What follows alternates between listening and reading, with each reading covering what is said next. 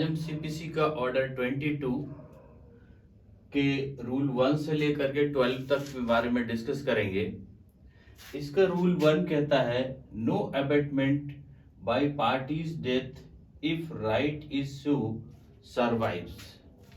यदि वाद लाने का अधिकार बचा रहता है तो पक्षकार की मृत्यु से उसका उपशमन नहीं हो जाता। इसका मतलब है कि कोई दावा अगर कोर्ट में रनिंग कंडीशन में है और उस कंडीशन में वादी या प्रतिवादी किसी की भी डेथ हो जाती है तो वो दावा अबेटमेंट नहीं हो जाएगा, वो दावा बंद नहीं हो जाएगा, वो दावा समाप्त नहीं हो जाएगा। क्यों? क्योंकि उनके द्वारा, उनके उत्तराधिकारियों के द्वारा उस दावे को आगे चलाया जा सकता है। अब इसका रूल 2 कहता है procedure where one of several plaintiffs or defendants dies and right to sue survives. जहां कई वादियों या प्रतिवादियों में से एक की मृत्यु हो जाती है और वाद लाने का अधिकार बचा रहता है, वह प्रक्रिया। जब अभी हमने बताया कि जब चाहे कोई वादी हो और चाहे प्रतिवादी हो, उनमें से किसी की मृत्यु हो जाती है तो उसका उत्तराधिकारी सब्स्टिट्यूट हो जाएगा। और अगर वाद लाने का अधिकार शेष है, मतलब उसके वादियों में से अभी राइट बचा हुआ है या उसके प्रतिवादियों में से अभी राइट बचा है मुकदमा लड़ने का या अपने राइट पाने का, तब फिर उनके उत्तराधिकारियों को सब्स्टिट्यूट करके वाद को आगे चलाया जाएगा, वाद बंद नहीं हो जाएगा। अब रूल 3 में कहा, रूल 3 क्या कहता है procedure in case of death of one of several plaintiffs or of sole plaintiffs. अगर किसी दावे में उसके वादी, दावे के वादी, एक वादी, कई वादी हैं उसमें से एक वादी की डेथ हो जाती है तो, और वाद का जो प्रोसीजर है, वाद में हक पाने का अधिकार अभी मेंटेन है, तब फिर उस वादी के उत्तराधिकारियों को उसमें पक्षकार बना करके दावे को आगे बढ़ाया जाएगा। इसमें कहा अगर जो पक्षकार बनने का टाइम है, अगर उसके बाद वह व्यक्ति, मतलब जो हमें पक्षकार बनने का समय दिया गया है, अगर वादी की मृत्यु हो जाती है तो फिर अगर उस समय वहां पर कोई प्रार्थना पत्र नहीं आता है और कोई वादी उत्तराधिकार के रूप में सब्स्टिट्यूट नहीं हो जाता है तो उसके पार्ट को अबेट कर दिया जाएगा और जो बाकी दावा है वो ऐसे ही चला दिया जाएगा। जब लास्ट में निर्णय होगा तो जो दावे के खर्चे हैं वो उस वादी की, जो खत्म हुआ, जिसमें उत्तराधिकारियों ने अपना दावा नहीं ठोका, उनकी संपत्ति में से उसके खर्चे काट दिए जाएंगे। ये बात इन्होंने रूल 3 में कह दी। अब रूल 4 में है procedure in case of death of one several defendants or of sole defendants. मतलब कि कई प्रतिवादियों में से एक या एकमात्र प्रतिवादी की मृत्यु की दशा में प्रक्रिया। अभी जैसे वादी थे कई, एक वादी की डेथ हुआ, उसी तरह से इसका रूल 4 कहता है कि अगर प्रतिवादी कई हैं, उनमें से एक प्रतिवादी या केवल एक प्रतिवादी की डेथ हो जाती है और उसका उत्तराधिकारी समय पर प्रार्थना पत्र दे करके अपना राइट नहीं मांगता है या पक्षकार नहीं बनता है, तब फिर उसके पार्ट को वेट कर दिया जाएगा, उसके पार्ट को बंद कर दिया जाएगा, शेष दावा रनिंग में रहेगा और डिक्री के समय उसके खर्चे उसके भाग से काट लिए जाएंगे। तो रूल 3 में क्या है, वादी की डेथ हो जाती है तो उसके उत्तराधिकारी पार्टी बनेंगे, और रूल 4 में प्रतिवादी की डेथ हो जाती है तो उसके पक्षकार जो है वो पार्टी बनेंगे समय पर। अगर समय के बाद नहीं बनते तब प्रोसेस अलग होगा, तब उसको अबेट करके आगे बढ़ाया जाएगा। अब इसका रूल 5 कहता है determination of question as to legal representative. Rule 5 इसका कहता है, रूल 4A अभी इसमें से रिमेन है, procedure where there's no legal representative. हाँ, ये भी बात आ गई कि अगर 4 में कहा कि 3 में कहा वादी और 4 में कहा प्रतिवादी, अब 4A में कहा कि अगर उसका लीगल रिप्रेजेंटेटिव है ही नहीं तब क्या होगा। तो अगर कोई विधिक प्रतिनिधि उस पक्षकार का, चाहे वो वादी हो और चाहे प्रतिवादी हो, अगर नहीं है, कोई प्रार्थना पत्र भी नहीं आता है और उसका कोई प्रतिनिधि है भी नहीं, कोई लीगल रिप्रेजेंटेटिव है नहीं, तब फिर क्या करेगा। तो कोर्ट उसमें से महाप्रशासक या न्यायालय के किसी अधिकारी या अन्य किसी व्यक्ति को उसके तरफ से लड़ने के लिए, उसकी तरफ से दावा करने के लिए रख सकता है, और वो दावा वैसे ही चलाएगा जैसे कि वह वादी या प्रतिवादी उपस्थित हो और वो चला रहा हो। उसके बाद में लेकिन देखना ये होगा कि अगर जिसको हम पक्षकार के रूप में रख रहे हैं, चाहे वो महाप्रशासक हो, चाहे न्यायालय का कोई अधिकारी हो या कोई अन्य व्यक्ति हो, वह व्यक्ति रजामंद है कि नहीं, वह व्यक्ति उसकी जगह पर लड़ने के लिए तैयार है कि नहीं है। और दूसरी बात ये देनी होगी कि कहीं पर उस व्यक्ति का उस संपत्ति में, या वह जब व्यक्ति खत्म हुआ है, मृत्यु हुआ है, उसमें कोई राइट तो उसका नहीं। अगर उसका राइट है तो उसको नहीं बनाया जाएगा, क्योंकि उसके राइट में वो लड़ेगा और स्वयं उसकी संपत्ति को जो जीत हार होगी स्वयं ले लेगा। इसलिए अगर उसका राइट नहीं है और वो तैयार है लड़ने के लिए, तब कोर्ट उसके, जब लीगल उत्तराधिकारी नहीं है कोई, तो उसको नियुक्त कर सकता है। अब रूल 5 इसका कहता है determination of question as to legal representatives. Rule 5 कहता है विभिन्न प्रतिनिधि के बारे में प्रश्न का अवधारण। रूल 5 कहता है किसी पक्षकार का विधिक प्रतिनिधि है या नहीं है, इसका निर्धारण कोई और नहीं करेगा, इसका निर्धारण न्यायालय में होगा।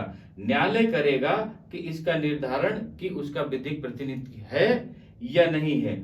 और वही बात उसके अपीली न्यायालय के लिए है कि अपीली न्यायालय जब विधिक प्रतिनिधि नहीं है तो अपीली न्यायालय क्या करता है, उस वाद को अवर न्यायालय को, अधीनस्थ न्यायालय को भेज देता है। किस लिए कि वह उसका जो उत्तराधिकारी है लीगल रिप्रेजेंटेटिव, उसको खोजे और उसको जगह पर उसको रखे, उसका है लीगल रिप्रेजेंटेटिव या नहीं है, उस बात को वो ट्रायल करके बताए किसको, अपीली न्यायालय को। तो ये बात इन्होंने रूल 5 में कहा। अब रूल 6 कहता है इसका no abatement by reason of death after hearing. Rule इसका 6 कहता है कि सुनवाई के पश्चात मृत्यु हो जाने से उपशमन ना होना। अब जैसे रूल 7 कहा कि चाहे वाद हेतुक बचा हो और चाहे वाद हेतुक ना बचा हो, अगर उस वाद की सुनवाई हो गई और निर्णय आना बाकी है, फाइनल हियरिंग हो गई, निर्णय आना बाकी है, तो वाद अबेटमेंट नहीं होगा। वाद की मृत्यु, किसी पक्षकार की मृत्यु हो जाने पर दावा अबेटमेंट नहीं होगा और वह कोर्ट उसका निर्णय सुनाएगी, क्योंकि सारी सुनवाई पहले हो चुकी जब वह व्यक्ति मौजूद था, और उस व्यक्ति के मौजूदगी में उसमें से सारी प्रक्रिया पूर्ण की गई। अब केवल निर्णय सुनाना बाकी है। तो अगर उसकी मृत्यु हो जाती है तो निर्णय सुनाने से रुकेगा नहीं, निर्णय उसका सुनाया जाएगा। अब उसका रूल 7 कहता है suit not abatement by marriage of female party. जो रूल 7 इसका कहता है स्त्री पक्षकार के विवाह के कारण वाद का उपशमन ना हो जाना। अगर कोई महिला है, वह महिला वाद में पक्षकार है, पक्षकार के बाद में वह महिला का विवाह हो जाता है और वह महिला अपने पति के साथ में चली जाती है, तो उसका केस, जो उसका वाद होगा, वो अबेटमेंट नहीं किया जाएगा, वो बंद नहीं किया जाएगा। उसका वाद एज ए रनिंग वैसे ही चलता रहेगा जैसे वह चल रहा था। अगर कोई ऋण का केस है, कोई कर्जा का केस है, तो कर्जे के केस में उसका हस्बैंड भी इन्वॉल्व हो जाएगा शादी के बाद में, क्योंकि हस्बैंड का राइट बन जाएगा उसकी वाइफ की प्रॉपर्टी में, उस वाइफ के हक में, इसलिए हस्बैंड भी उसमें से इन्वॉल्व हो जाएगा। अब इस पे रूल 8 कहता है इसका, when plaintiffs insolvency bars suit. Rule 8 कहता है वादी का दिवाला कब वाद का वर्जन कर देता है। अब रूल 8 कहता है इसका, जब असाइग्नी या रिसीवर मौजूद है, जब असाइग्नी या रिसीवर मौजूद है और वादी के लेन देन के लिए या वादी के फायदे के लिए रिसीवर चाहता है कि हम वाद को चलाएंगे, वादी के फायदे के लिए रिसीवर चाहता है कि हम वाद को चलाएंगे। रिसीवर कौन होगा? जब संपत्ति कुर्क कर ली जाती है तो वो किसी के सुपुर्द कर दी जाती है कि इसकी जिम्मेदारी तुम्हारी है, देखभाल करना ये सब तुम्हारा है, तो वो उसका रिसीवर कहलाता है। और रिसीवर चाहता है कि वादी का नुकसान न हो और वह केस चलाना चाहता है। अगर वादी केस चलाना चाहता है, रिसीवर केस चलाना चाहता है, तो वाद का उपशमन नहीं होगा, वाद बंद नहीं होगा, वाद कंटिन्यू रहेगा। और इसका जो यदि रिसीवर इनकार कर देगा तभी क्या होगा? वाद बंद होगा, या खर्चा देने से इनकार कर देगा तभी वाद बंद होगा और तभी वो एबेट होगा। अदरवाइज वादी के दिवालिया हो जाने के बाद वाद खारिज नहीं किया जाएगा। और जब खारिज तभी किया जाएगा, वो बंद तभी किया जाएगा जब उसका रिसीवर या असाइग्नी लड़ने से या खर्चा देने से बंद कर दे, तभी वो जो है रोका जाएगा। अब इसका रूल 9 कहा, इसका रूल 9 कहता है उपशमन या खारिज होने का प्रभाव। रूल इसका 9 कहता है कि वाद खारिज हो जाता है तब क्या होगा? अगर वाद खारिज हो जाता है किसके संबंध में? जब रिसीवर ने लड़ने से मना कर दिया, रिसीवर ने या असाइग्नी से लड़ने से मना कर दिया और वाद को कोर्ट ने खारिज कर दिया। ऐसी स्थिति में जब वाद खारिज हो जाएगा तब फिर उसका नया वाद नहीं डाला जा सकेगा उसी उसी प्रश्न पर, उसी वाद हेतु पर नया वाद नहीं डाला जाएगा अगर वाद खारिज हो गया तब। अब मान लेते हैं कि जिसके रिसीवर और असाइग्नी लड़ने से मना कर दिया, जिस बेस पर वाद खारिज हो गया, और उसका कोई हित प्रतिनिधि आ जाता है, उसका कोई हित प्रतिनिधि आ जाता है और वह लड़ने के लिए तैयार होता है, तब कोर्ट यदि लीगल समझती है तो खर्चे पर उसे अलाउ कर सकती है, उस वाद को जिंदा कर सकती है, रनिंग में ला सकती है, और वैसे ही डिसीजन होगा जैसे वह व्यक्ति मौजूद हो। ये बात इन्होंने रूल 9 में कह दिया।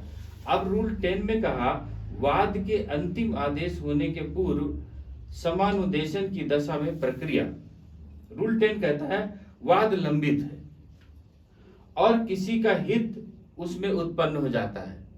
वाद लंबित है और किसी व्यक्ति का हित उसमें उत्पन्न हो जाता है, तो वह न्यायालय की इजाजत से उस व्यक्ति द्वारा या उसके विरुद्ध दावा चालू रखा जा सकता है। अगर कोई व्यक्ति हितबद्ध उसमें आ जाता है, सपोज करते हैं कि एक दावा रनिंग में है और रनिंग में एक व्यक्ति आता है कि जिसमें से उसका हित है, उसके निर्णय से उस पर प्रभाव पड़ेगा, तो वो प्रार्थना पत्र दे करके उसमें लंबित है तो वो उसमें से आ सकता है और दावा उसका रनिंग में रहेगा, दावा उसका चालू रखा जा सकेगा। रूल 10A इसका कहता है न्यायालय की किसी पक्षकार की मृत्यु सुनिश्चित करने के लिए प्लीडर का कर्तव्य। अब प्लीडर है, उस व्यक्ति की डेथ हो गई है, प्लीडर में कहा प्लीडर को जानकारी है और जानकारी की उस पक्षकार की मृत्यु हो गई, वो न्यायालय को 30 दिन के अंदर उसकी सूचना देगा और सूचना देगा कि उस पक्षकार की मृत्यु हो गई। और जब उसके पक्षकार की मृत्यु हो गई, इस बात की सूचना प्लीडर ने कोर्ट को दे दी, तब कोर्ट जो प्लीडर और पक्षकार के बीच में एग्रीमेंट हुआ है, जो प्लीडर और पक्षकार के बीच में जो कोई संविदा हुई है, वह संविदा तब अस्तित्व में आ जाएगी और प्लीडर उसकी जगह पर लड़ने लगेगा। प्लीडर वैसे उस पक्षकार की तरफ से उसमें कार्रवाई करने लगेगा। ये बात रूल 10A में कही है। अब रूल 11 कहता है इसका आदेश का अपीलों को लागू होना। जो इसका 11 कहता है कि उक्त आदेश अपीली न्यायालय को भी लागू होंगे। कौन से अपीली न्यायालयों को लागू होंगे, पर वहां पर चेंज क्या हो जाएगा, जो वादी है वादी को अपीलार्थी बोला जाएगा। वादी को क्या होगा, अपीलार्थी बोला जाएगा और प्रतिवादी को प्रत्यर्थी बोला जाएगा, रिस्पोंडेंट बोला जाएगा। प्रतिवादी को क्या बोला जाएगा, रिस्पोंडेंट बोला जाएगा और वाद को अपील बोला जाएगा। जब वो अपीली न्यायालय में चला जाएगा वो वाद, तो उस वाद में जो इंडिकेशन है वो चेंज हो जाएंगे। कौन, वादी को अपीलार्थी बोल लिया जाएगा और प्रतिवादी को प्रत्यर्थी या रिस्पोंडेंट बोला जाएगा और वाद को अपील बोला जाएगा। रूल 12 इसका कहता है आदेश का कार्यवाहियों को लागू होना। रूल 3, 4 और 8 कि कोई बात किसी डिग्री आदेश के निष्पादन की कार्रवाई में वादियों को लागू नहीं होगी, कार्रवाइयों को लागू नहीं होगी। किसी डिग्री आदेश के निष्पादन की कार्रवाइयों में रूल 3, 4 और 8 की कोई बात लागू नहीं होती। बाकी आदेश लागू होंगे, लेकिन जो एग्जीक्यूशन प्रोसेस है, जो डिग्री का प्रोसेस है, उस प्रोसेस में रूल 3, रूल 4 और रूल 8 उसमें से लागू नहीं होंगे। तो अभी ऑर्डर 22 इजी था कि पक्षकार की मृत्यु हो जाती है, वादी की या प्रतिवादी की या उनमें से किसी की, तो कौन उसका उत्तराधिकारी बनेगा, उत्तराधिकारी है या नहीं है, नहीं है तो कोर्ट किसको रिप्रेजेंट करेगा, कोर्ट किसको बनाएगा। इन सब बातों का ऑर्डर 22 में डिस्कस किया गया। अब ऑर्डर 23 से हम नेक्स्ट पार्ट में मिलते हैं। ओके, थैंक यू, जय हिंद।